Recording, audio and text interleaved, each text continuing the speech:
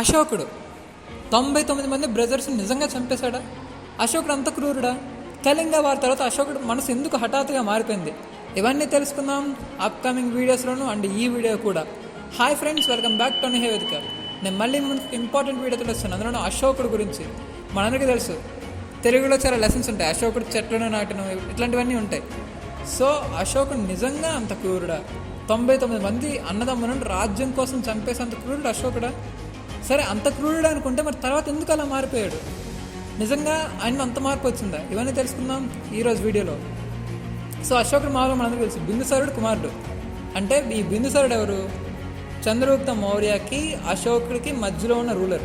అంటే ఇద్దరు గ్రేట్ ఎంపరర్స్కి మధ్యలో ఒక బ్రిడ్జ్ అన్నమాట. సో ఈయన కుమారుడు అశోకుడు. బట్ బిందుసారుడు ఎప్పుడు కూడా అశోకుని దూరం పెడుతూనే వచ్చాడు, బికాస్ ఆఫ్ వేరియస్ రీజన్స్. ఏమన్నా కావచ్చు, కానీ పెడుతూ వచ్చాడు. అలా పెడుతూ రావటం వల్ల ఏంటంటే కొంత ఇద్దరికి డిస్టెన్స్ పెరిగింది.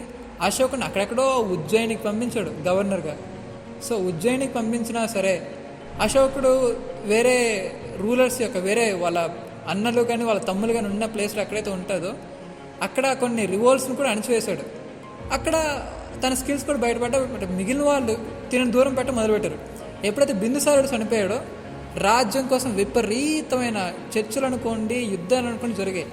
How ever it is. So 273లో అశోకుడు రాజ్యానికి వచ్చాడు, కానీ పట్టాభిషేకం చేసి మాత్రం 269లో. ఇక మీరే అర్థం చేసుకోండి ఎన్ని స్ట్రగుల్స్ జరిగాయి అక్కడ. అండ్ కానీ అశోకుడు బుక్స్ కొన్ని ఉన్నాయి, దివ్యవేదన, మహావంశ అనే బుక్.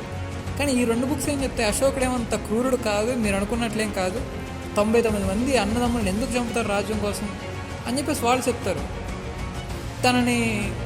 తను వాళ్ళని కొంత హై పొజిషన్స్లో పెట్టాడు తర్వాత అని చెప్పేసి చెప్తారు. బట్ ఏది నిజం ఏది అబద్ధం అనేది పెద్దగా తెలియదు. So this is the today's videos friends. Next వీడియోలో మనం కళింగ వారి గురించి కూడా చూద్దాం.